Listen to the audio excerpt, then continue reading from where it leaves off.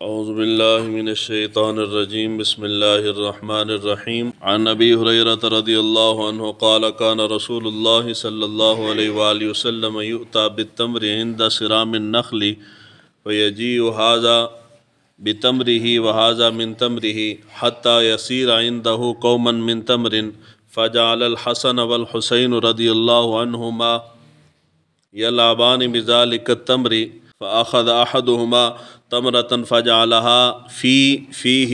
فنظر إليه رسول الله صلى الله عليه وآله وسلم فأخرجها من فيه فقال أما علمت أن آل محمد صلى الله عليه وآله وسلم لا يأكلون الصدقة۔ حضرت ابو ہریرہ رضی اللہ تعالیٰ عنہ روایت کرتے ہیں حضور صلی اللہ علیہ وآلہ وسلم کے زمانہ مبارک میں جب باغ سے درختوں سے کھجوریں اتاری جاتی تھیں تو کھجوریں حضور صلی اللہ علیہ وآلہ وسلم کے پاس لائی جاتی مسجد کے اندر، تو یہ بھی کھجور لاتا، وہ شخص بھی لاتا، حتیٰ کہ مسجد کے اندر کھجوروں کا ڈھیر لگ جاتا تھا بہت بڑا۔ حضرت امام حسن اور امام حسین ابھی بچے تھے، یہ اس وقت کھیل رہے تھے، وہ صدقے کی کھجوروں کے ساتھ مسجد میں کھیل رہے تھے، حتیٰ کہ ان دونوں میں سے کسی ایک نے کھجور اٹھا کے اپنے منہ میں ڈال لی۔ فنظر الیہ رسول اللہ صلی اللہ علیہ وآلہ وسلم، حضور صلی اللہ علیہ وآلہ وسلم کی نظر پڑی تو آپ نے ان کے منہ سے وہ کھجور نکال لی اور آپ نے فرمایا کہ کیا تمہیں معلوم نہیں ہے کہ آل محمد کے لیے صدقہ حرام ہے۔ یہاں پہ سب سے پہلی چیز جو بیان ہو رہی ہے وہ یہ ہے کہ جس وقت فصل تیار ہوتی ہے، فصل اٹھائی جاتی ہے، فصل ہو یا باغات میں سے پھل اتارے جاتے ہیں، جس وقت اتارے جائیں اس وقت فوراً اس کا عشر جو ہے وہ نکالنا چاہیے۔ نہیں جی کوئی بندہ آ کے ساڈے کول منگے گا، کوئی آکھے گا تو پھر اسی دیاں گے، کسی کا مانگنا یا کہنا اس کی ذمہ داری نہیں، بلکہ دینے والے کی ذمہ داری ہے کہ وہ اپنی ذمہ داری سمجھ کے دے، اس کو جو بھی اس کا مستحق ہے وہاں پہ جمع کرائے۔ حضور صلی اللہ علیہ وآلہ وسلم کے زمانہ مبارک میں عشر جو بھی کھجوروں کی مین فصل ہوتی تھی تو جو فصل وہاں سے اترتی تھی، ہر بندہ جب پھل اتارتا تھا اپنے باغات کا عشر نکال کے مسجد کے اندر حضور کے پاس آ کے جمع کروا جاتا تھا۔ مطلب یہ نہیں کہ وہ مسجد میں ہی استعمال ہوتا تھا، واجب صدقات جو ہیں وہ مسجد میں استعمال نہیں ہو سکتے، مسجد میں اس لیے جمع کرواتا تھا حضور کے پاس کہ حضور صلی اللہ علیہ وآلہ وسلم جب وہ سارا جمع ہو جاتا تو حضور مستحقین جتنے لوگ تھے ان کے ہاں حضور تقسیم کرتے تھے، تو تقسیم کرنے کے لیے یہاں جمع کروایا جاتا تھا۔ دوسری چیز، مسجد کے اندر اس زمانے میں ہمارے خیال میں ہمارا گمان اور مزاج یہ ہے کہ مسجد کے اندر صرف نماز پڑھی جائے اور نماز کے علاوہ کوئی کام مسجد کے اندر نہیں ہونا چاہیے۔ گاؤں شاؤں کے اندر تھوڑی سی رعایت دیتے ہیں کہ جی چلو بچے بھی مسجد کے اندر پڑھ لیں، حالانکہ ہم بچے بھی مسجد میں کوئی نہیں پڑھنے دیتے۔ انجے ہی ہے نا جی، ایتھے بچے پڑھنتے تھے، ہر بندے نو مسئلہ ہوتا جی وہ بچہ اینج کر گیا جی، بچہ اونج کر گیا، بچے نے صف ڈنگی کر دیتی جی، ٹوپی اتھے رکھ دیتی جی۔ مسجد میں بھی بچے نے نہیں پڑھنا تو انہوں پھر کتے آسمان تے لے جائے، کتے قرآن مجید پڑھایا جائے۔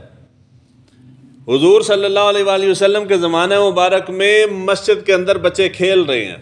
اے حضرت امام حسن امام حسین کھیڑ دینے پہ حضور نے منع تو نہیں کیتا کھیڑنے، تو صدقے دیاں کھجوراں پئیاں نے، بچے کھیڑ رہے ہیں، اور بچہ کھیڑتا کوئی آرام نال بیٹھ کے تو نہیں کھیڑتا نا، دوڑ رہے ہوں گے، کھیڑ رہے ہوں گے، شور شرابہ بھی کر رہے ہوں گے، حضور نے منع نہیں کیتا۔ اس حدیث مبارکہ سے فقہاء نے یہ مسئلہ اخذ کیا ہے کہ جی بچوں کو مسجد میں آنے سے نہیں روکنا چاہیے، الا یہ کہ اتنا چھوٹا بچہ ہو کہ جو اپنے آپ کو سنبھال نہ سکے، وہ گندگی ناپاکی یہاں پہ کر دے، اگر اس کا بھی کوئی بندوبست کر کے آ جاتا ہے، مثال ہے بالکل ہی چھوٹا بچہ جو ابھی چل ہی نہیں سکتا، اس کو بھی اگر کوئی لے آتا ہے، وہ صرف بیٹھ سکتا ہے، اس نے پیمپر وغیرہ پہنایا ہوا ہے کہ بشی وغیرہ مسجد میں نہ کرے، تو کوئی حرج نہیں۔ یعنی بچہ اگر مسجد میں آ جائے تو یہ مزاج ذرا طبیعت کھولیں، بچے کو آنے دیں مسجد کے اندر، وہ شرارتیں کرے گا، اور شرارتوں کے بعد اس کا مطلب یہ نہیں کہ آ گیا تو پھر انہوں کرن دے جو مرضی کیتی رکھے، نہیں، بچہ آ گیا، یہ تربیت گاہ ہے، وہ آئے گا، شرارت کرے گا، اس کو پیار سے محبت سے اس کو سمجھائیں کہ بیٹا ایسے نہیں ایسے کرنا ہے، ٹھیک ہے، وہ آہستہ آہستہ سمجھ جائے گا۔ اگر اس کو مسجد میں داخل ہی نہیں ہونے دیں گے تو اجرے 4 بابے نماز پڑھ دینے جدو یہ ٹر جان گے تو مسجد کوئی بھی نہیں ہونا۔ ہماری مساجد اس لیے خالی ہیں۔ تو بچوں کو مسجد میں آنے سے اسلام نہیں روکتا، یہ ہم روکتے ہیں۔ دوسری چیز ہے کہ مسجد کے اندر کیا کام کر سکتے ہیں۔ ایک کام ہے جو مسجد میں نہیں ہو سکتا، وہ یہ ہے کہ کسی فرد واحد کی بھلائی کا کام مسجد کے اندر کرنا شرعاً جائز نہیں۔ کسی ایک بندے کی فلاح کا کام ہو تو مسجد میں کرنا جائز نہیں۔ مفاد عامہ کا کام ہو، ایسا کام جس کا فائدہ پورے علاقے کو یا بہت سارے لوگوں کو ملے گا، ایسا کام مسجد کے اندر کرنا جائز ہے۔ حضور صلی اللہ علیہ وآلہ وسلم کے زمانہ مبارک میں تمام صدقات، زکوٰۃ، عشر وغیرہ مسجد میں جمع ہوتی تھی، حضور یہاں سے تقسیم کرتے تھے۔ حضور سربراہ مملکت تھے، جو مختلف ممالک کے وفود آتے تھے ملنے کے لیے حضور ان کو مسجد میں بٹھاتے تھے، یعنی سرکاری میٹنگ بھی مسجد کے اندر ہوتی سی۔ حضور صلی اللہ علیہ وآلہ وسلم کوئی شخص بیمار ہو گیا، شدید بیمار ہو گئی، اسی بخاری کے اندر حدیث مبارکہ پہلے گزری ہے، جو شدید بیمار ہو گیا اور گھر کے اندر اگر اس کو لٹایا جائے تو لوگ تیمارداری کرنے کے لیے پہلے زمانے میں جاتے تھے، ہن کوئی نہیں جانتا، مزاج ختم ہو گیا، تو لوگ تیمارداری کرنے کے لیے جائیں گے تو اس کو مسئلہ بنے گا، گھر کے اندر خاطر تواضع کرنے والا بندہ نہیں، تو حضور صلی اللہ علیہ وآلہ وسلم اس کو مسجد کے اندر خیمہ لگوا کے، جس طرح اعتکاف والے اندر لگا ہوتا ہے، خیمہ لگوا دیتے تھے کہ وہ بیمار یہاں مسجد کے اندر لیٹے۔ ہن کو بندہ ایتھے کو ستا ہوئے تو ایسے انہوں پکڑ کے باہر نہ کر دے، تو ستا ہے مسجد سونے دی جگہ، بیمار کو حضور مسجد میں سلاتے تھے۔ یعنی کون سا کام ہے، حتیٰ کہ اسی بخاری کے اندر روایت ہے حضور صلی اللہ علیہ وآلہ وسلم کے زمانہ مبارک میں جنگ کی مشقیں مسجد کے اندر ہوتی تھی، تلواراں لے کے کشتی وغیرہ کرنا، یہ ساری مسجد ہی ہوتی تھی۔ حضور صلی اللہ علیہ وآلہ وسلم نے اس سے منع نہیں کیا، صرف وہ جو فرد واحد کی فلاح کا کام ہے وہ نہ کریں۔ اس کی مثال ہے، جی میں درزی ہوں تو میں یہاں مسجد کے اندر مشین رکھ کے تو کپڑے سلائی کرنے بیٹھ جاؤں تو یہ جائز نہیں، کیونکہ اس کا فائدہ صرف میری ذات نو ہے، لوگوں نو نہیں ہے۔ میں کوئی کام ہے، کوئی کاروبار ہے، کوئی بزنس ہے، کوئی ہنر ہے، میں ایتھے مسجد وچ بیٹھ کے شروع کر دیں تو شرعاً جائز نہیں۔ ایسا کام جس کا سارے نو بہت سارے لوگوں نو فائدہ ہے، ایسا کام مسجد کے اندر بیٹھ کے کیتا جا سکتا ہے۔ یہ جو ہمارے ہاں اصطلاح استعمال ہوتی ہے نا جی 5 تن پاک، 5 تن پاک سے مراد کون سے 5 تن پاک ہے؟ حضور صلی اللہ علیہ وآلہ وسلم کی